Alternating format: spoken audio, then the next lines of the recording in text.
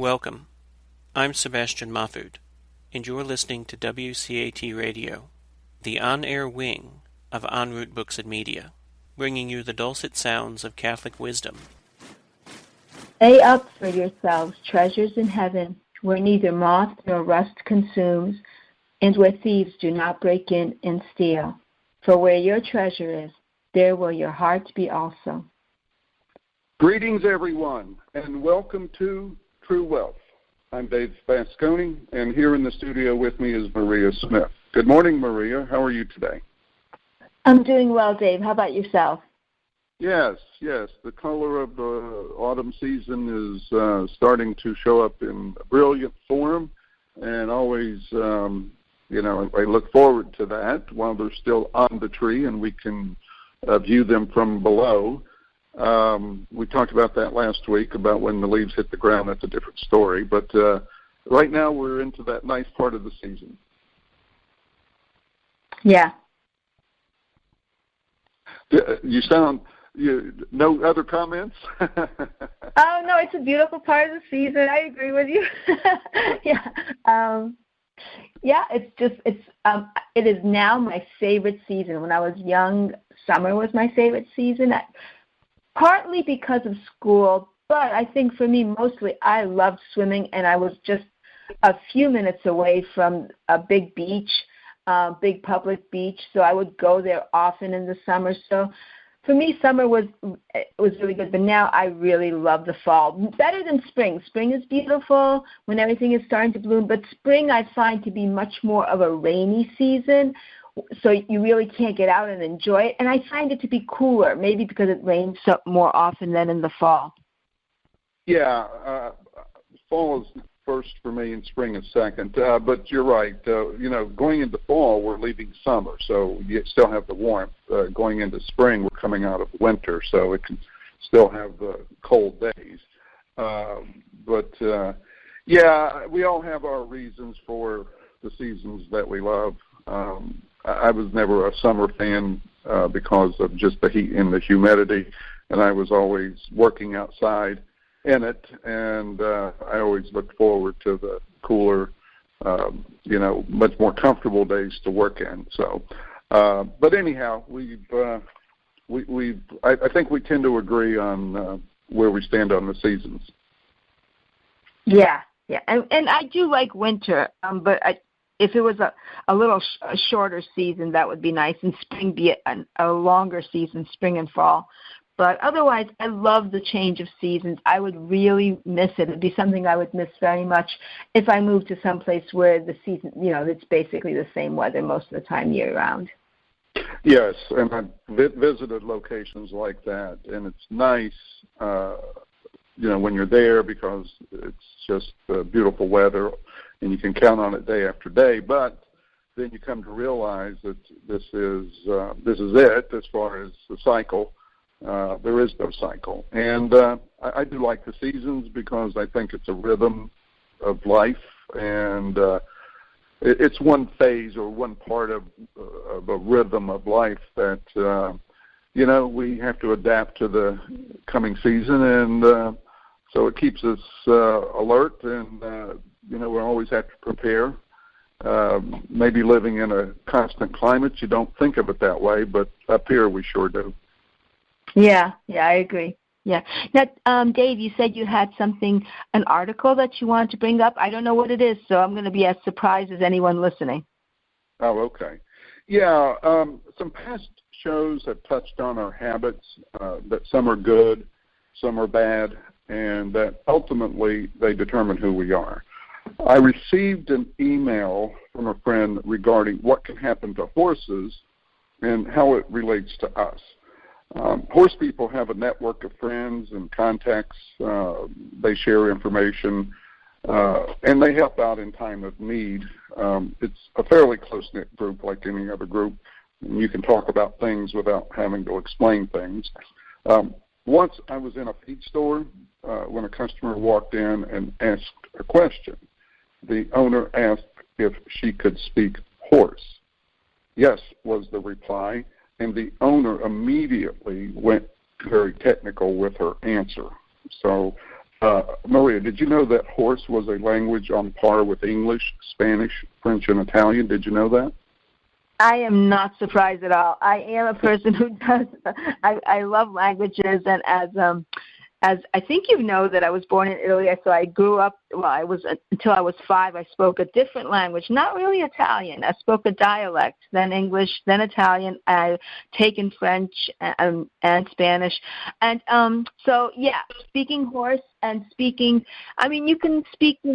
Really, our own language is the Catholic language, and to speak Catholic, it's really, there's so many things that I can talk to with friends, and depending on their level of spirituality, their level of understanding of their Catholic faith, I can really speak a different language. Really, it feels that way. So yes, I understand when you can speak horse. If you can speak horse, if you can speak Catholicism, you're in a totally different place. You're speaking a different language, because when I do try to speak Catholicism, and I don't go too far with people, they just have a blank stare like, what are you talking about? That is an excellent point. That you're absolutely right. I never thought of it in those terms, but that's the exact parallel to that horse story. But so anyhow, let me read some excerpts from this article, and then we can discuss it. We hear this story pretty often, and we are always disappointed as it comes down to humans misunderstanding horses. Horses always pay the price. It goes like this: person meets horse. Person likes horse in the setting they are in.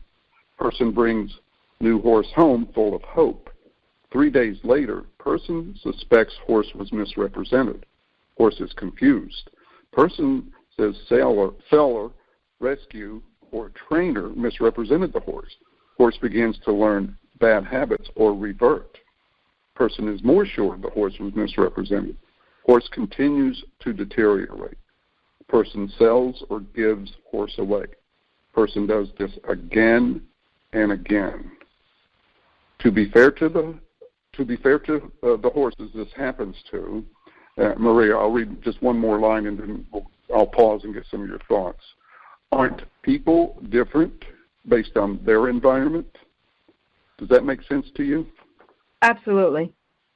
Absolutely, absolutely, absolutely. Oh my goodness, yes. I mean, that is just, that is a truth psychologically, emotionally, spiritually, physically, and every single way that is a truth. People are different according to their environments. Basically, I certainly am very different depending on my environment. Totally. I mean, I can change. And I think, I'm just trying to collect my thoughts here. Is that more, I would tend to say that women, because I do believe the feminine nature is much more flexible than the, generally speaking, of course, when I say these things, they are not 100%. They are not set in stone. But generally speaking, of course, we know the female is more maternal. I mean, that's where you get it from. The father figure is more protective, more paternal, the male. And so with this that we're getting at is that I really think that women are more adaptable, more flexible, and I believe that women have a better capacity to change with their environment. And of course not always, but with men, I don't know if it's, I'm sure that some men, yes, can. I'm not sure, and you can tell me what your thoughts are on this. Does a man change, or does he change as much as a woman in different environments? That's a good question. I think you're right. There's a range of, reactions within each group. For me, my own personal experience, if I'm thrown into a different environment, and actually this can come with a job change. Before I became self-employed, I had several jobs, and so it was a new work environment for me each time. And after a couple of changes, I started to learn, I need to learn about their system. What the system I was using in the past job doesn't work here because it's me that has to change, has to adapt. So I learned that even though I like to control of the environment around me. That I could only do it to a certain point when I took a new job or when I go into any new environment. I always try to step back, look at the big picture, see what I have control over and what I don't. And in some cases, I shouldn't. I mean, when we go to a doctor's appointment, that's a different environment. If we're there for some kind of a problem, we need to listen to the doctor because they're in control. We are not. If you're in a public setting, once again, you try to control the environment to the best so that you're safe and secure and everybody's comfortable. So, yeah, I would agree with you that I think women can be more flexible. I think men tend to be more of, because of their protective nature, they may tend to want to control the environment a little bit more, and because of that, may be less flexible. How does that sound? Yeah, I think it's really part of man's nature, and it's a good thing, which is a man is more stable, more firm, more solid in his thoughts and his beliefs, generally speaking. They're just they're more resistant to change. They're less likely to change. A woman is more likely to change, and I think that's the beauty of it because each personality, each one that God has made has their own unique characteristics. So I think that's a beautiful thing. There's nothing wrong with it. Of course, there is something wrong if a man refuses a change, and he should change. And there's something wrong when a woman changes way too much, and she should become more stable. So there's weaknesses and strengths to both being able to be more adaptable. And what I want to say about, with the jobs, I think men do change with jobs, but that's because it really is pretty necessary if you want to keep the job, and jobs and their livelihood is still pretty important to men. I mean, in this day and age, I don't think men, both men and women really are not striving to be, are not really attaining their highest potential. For many, many reasons. But with men, I think for them to change at a job, yes. But I'm thinking more because it is, pretty much crucial.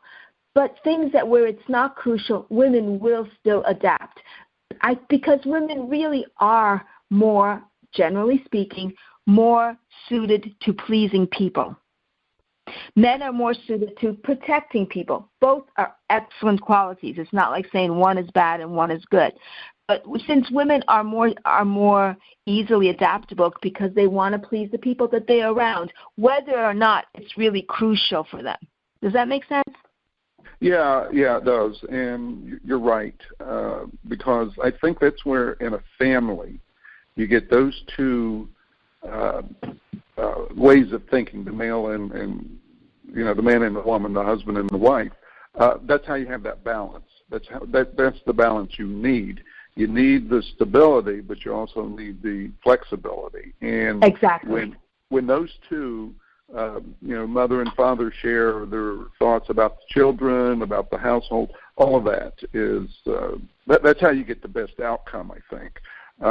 If you only have one of those and one dominates, then I think you don't always get the best version of what could happen because you don't get the full potential of everything in the situation, where I think the balanced approach pulls that out.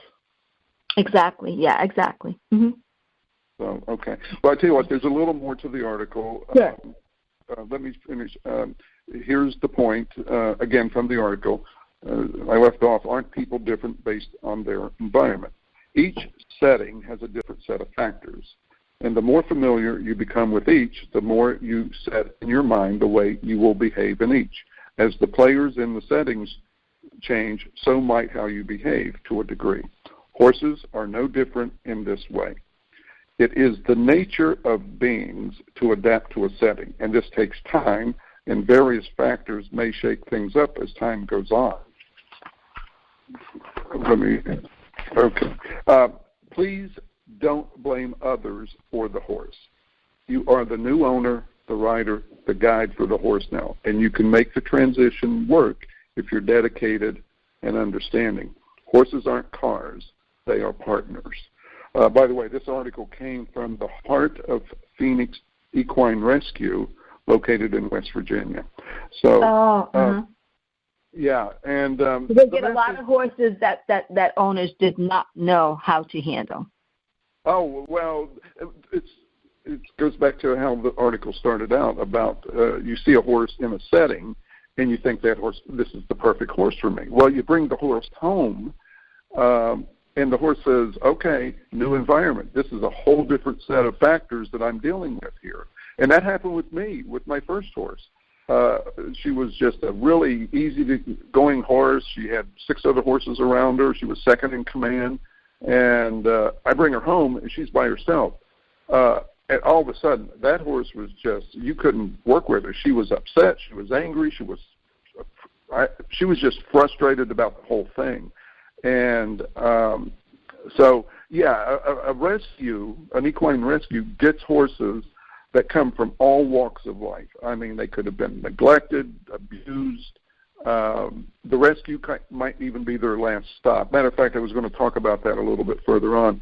But anyhow, the message for me was how important environment is in our own lives.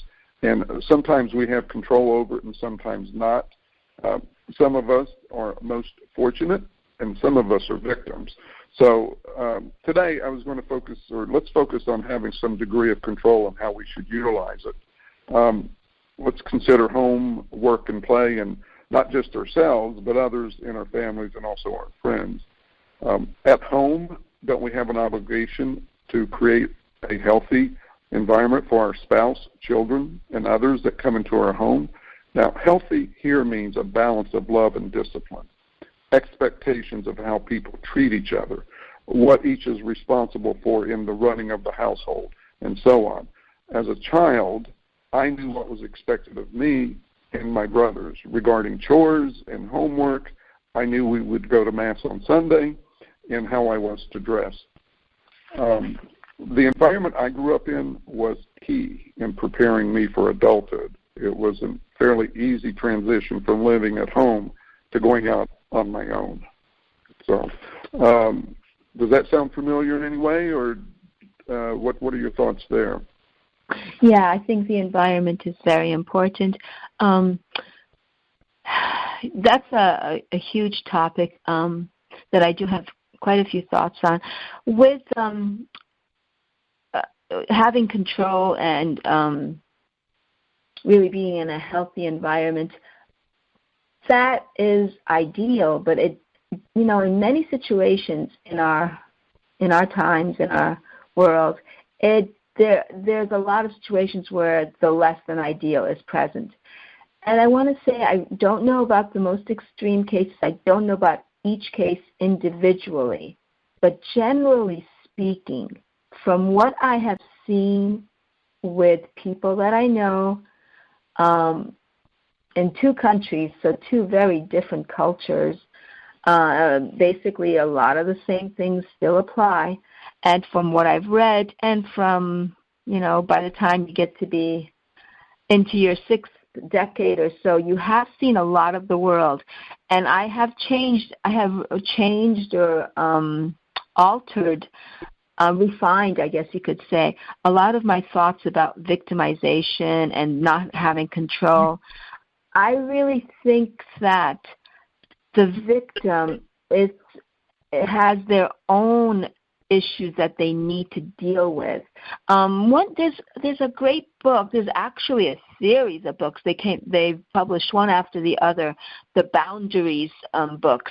There's Boundaries, just the general. I think it was the first book. Then Boundaries for Teens, Boundaries for Marriage. There's other boundaries, Beyond Boundaries. And really, I think that people who are victim. Now, again, I'm being very general. I am not talking about any specific situation because everything could be different. I don't know every situation. So I'm talking generally speaking that the victim is really allowing themselves to be victimized by their lack of boundaries or their lack of good boundaries. And basically, when you get deeper into that, it's because the victim does not need, okay, I don't know how much they either like or don't like themselves, but basically they don't like themselves. They're looking for approval from other people, which is why they allow themselves to be victimized, thinking that if I do so much for this person, or if I allow them to behave in that way, that whatever it is. Anyway, these are things that I actually, because I am studying to be a pastoral counselor, and also because I really have been very intrigued all my life, even before I thought about, decided to go that route. These are thoughts that I used to wonder. I used to really try to figure out human relationships, all kinds of relational issues, what's going on, what are the dynamics, and it's really only recently that I've come to this conclusion, which is basically the victim is allowing themselves to be treated in a way that is not good, either for them or for you could call the abuser, the bully, the perpetrator, whatever you want to call them. Yeah. Oh yeah. No, finish your thought if you have something else. But no, that was basically it. Basically, that really, yeah. Yeah. Oh, I've either read that or came across that many years ago, and that's exactly right. A lot of times, not always, but a lot of times, the victim enables the predator to do the things that they do. I tend to, I don't know, I guess it's just the way I was brought up, but I try to look at all the facts involved in the circumstance that might be before me, and if I need to say something, I don't want to do it from a reaction, because then that never works. It's emotional. You want to respond to something. You don't react to something, because a reaction is emotional and it usually causes more trouble than it helps. A response, however, is well thought out. It's, once again, taking all the facts, and then if you are the victim, you need to go and have a good discussion with that person. Engage them in, okay, I see what's going on here, and I'm not going to allow it. So what's your beef? And let's work this out. And that has worked for me throughout life, whether it was on the job or within the family or whatever. I don't make it personal. I just keep it objective, and that usually gets to the root of the problem. And a lot of times it's a misunderstanding. It can be a misunderstanding, and once that's cleared up, then things go smoothly from there. Yeah, that's great. That is really great. The response instead of the reaction. Sometimes you don't have enough time, maybe a lot of times, you don't have enough time to actually have a well thought of response, but my understanding of that is if you train yourself, and that just means with constant practice, to have the right thoughts about any situation, and for myself, it all comes down to wanting to love others for God's sake. If you really want to love others and do your best for them and for yourself, because remember, we cannot love our neighbor unless we love ourselves, because the command is not just love your neighbor, because then that would give every people pleaser, every victim, you're doing the right thing, you're loving your neighbor, you're treating yourself terribly. No, the commandment is love your neighbor as yourself. And so we have to love ourselves, we have to love our neighbor for God's sake, not for any other ulterior motive. So yeah, that's exactly it. Yeah. Yes, that's it's amazing when you take some of these verses or some of these teachings of the church and start to analyze them and then apply them to daily life. You can see where where the wisdom comes from. I mean, it's a simple verse, but unless you apply it or try to learn about it, have discussions with other people, and this gets back to the language thing we started the show with. If you can speak Catholicism, then you can have a very good discussion that both come away smarter than they entered the discussion, I think, because all of a sudden, I never thought of it quite that way, but you're right. And then it's kind of a thing that builds upon itself, because you each go your separate way, have a discussion with other people, and pretty soon it becomes like common knowledge in that group of people. Maybe these are all people you hang out with or come in contact with, or it could be an extended family. But pretty soon what was a big, awakening or surprise becomes common knowledge. And that's a good thing, because now everybody is a little smarter. Yeah. And really, it is the basic, fundamental thing to do is to love yourself. Because if you love yourself, I think that would take away so many cases of victimhood. So many. I don't know. Would it take away just about all cases of victimhood? If you love yourself, you will not allow people to treat you in ways. You will have boundaries. You will be in control. Of course, you can't have perfect control, but you can be in control of your emotions. If somebody is emotionally abusing you, yelling you, screaming at you, and yet you remain calm and you observe and you respond, whether the response is to be silent and to walk away, or just to be silent and look and look at the person. If you are in control of your reaction, does that make you a victim? No. That actually gives you a lot more strength than the person who is flipping out. Not only that, do you remember the show where we defined meekness? Meekness is strength under control. Yeah. Exactly. So do you think that, you're in agreement that, would that take away pretty much victimhood if people were in control of themselves, no matter what the other person is doing, basically? Yes, of course, because once again, you can be objective and don't react, respond, and you can train yourself to do that, just like you said. It could be response. Well, you know what? Let me get back to you on that. You're controlling your emotions. It could be anger or frustration or disappointment, whatever. But in a calm voice, you tell the other, let me get back to you on that. And then when you do get back to them, it's well thought out. And now you have taken, without even the other person realizing it, maybe you've taken control of the situation. And because now you are there to engage in a discussion that's objective and that is seeking a solution and not just escalating an argument or, causing the feelings to go deeper and the gap to get wider. Yeah. It really does that. Meekness is strength under control. Once again, we talked about how Jesus used that in his life. Everyone thought he was a weak person.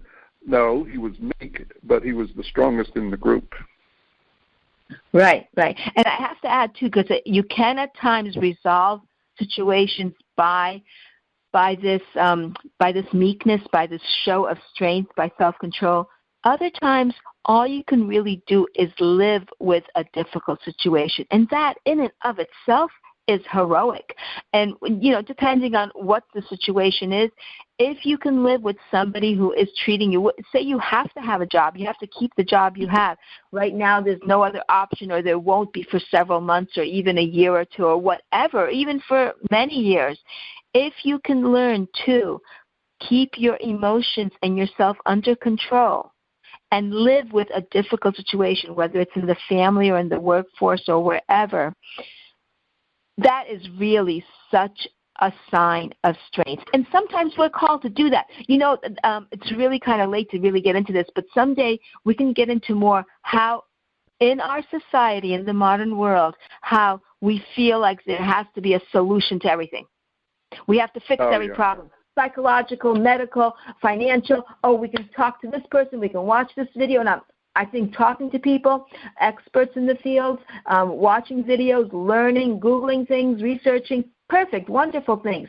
But sometimes, and maybe even many times, there are little or no solution. Sometimes the solution is to live with the difficulty. And I don't know how many people really want to do that? And what if it's supposed to be for a long time, not just for a week or two or a year or two? To live with the difficulties. This is what our Catholic faith calls us to do. Yes, we can try to resolve our issues, our problems, whatever they may be. But sometimes God just wants us to live with whatever difficulty we're living with in the most virtuous way possible. Yeah, I think that's called turn the other cheek. That right there, those words have so much that can be talked about, and I think it ties in very well with what we're talking about here. And there's no time now to get into it, but maybe on another show. But turn the other cheek, once again, is misunderstood. It's like the misunderstanding of meekness. When you really start to know what is meant by that, you see that it is a very strong source of just pure control and strength. And it all ties together. It all kind of converges. And you would expect the teachings of Christ, the teachings of the church to do that. They all converge. You just may come across different ideas at different times in your life, but over a good period of time, you start to see this convergence. So truth always comes to truth, you know. Absolutely. Well, we finished another show, and I guess we should just mention today is Columbus Day, and Columbus was really overall a great Catholic who wanted to bring the Catholic faith to the New World, and he succeeded. South America and Central America are basically very Catholic countries. North America, we have a great number of Catholics, and also today's the feast of a Pope and Martyr, Saint Callistus. So just wanted to draw attention to that, and prayers, and may Saint Callistus intercede for us. Yes, I didn't know that much detail about Columbus, but that's good to know.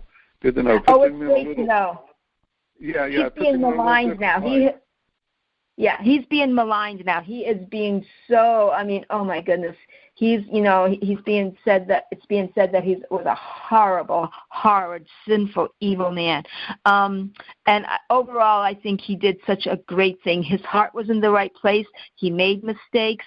There were people who worked under him who were evil, but basically Christopher Columbus, under King Ferdinand, I believe it was, and Queen Isabella, sailing for Spain, even though he was an Italian, he sailed for Spain. Right. His mission, his goal was to bring the Catholic faith to the New World, and also to find he wanted to find the Indies with the spice trade, and he wanted to also, for financial reasons, profit. But basically, he wanted to bring the Catholic faith, and he did. Oh, well, good to know. So, okay. Well, I know we're out of time, so since horses came up, I'll pass along those words of wisdom. Always keep the horse between you and the ground. Now, let's close with a prayer. Hail Mary, full of grace, the Lord is with thee. Blessed art thou amongst women, and blessed is the fruit of thy womb, Jesus. Holy Mary, Mother of God, pray for us sinners, now and at the hour of our death. Amen. Amen. Good talking to you, Maria. Have a great week. Same here. You too. Thank you so much. God bless everybody. Bye-bye. We hope you enjoyed the program and will join us back for another show on WCAT Radio. This is Sebastian Mahfood. Good day.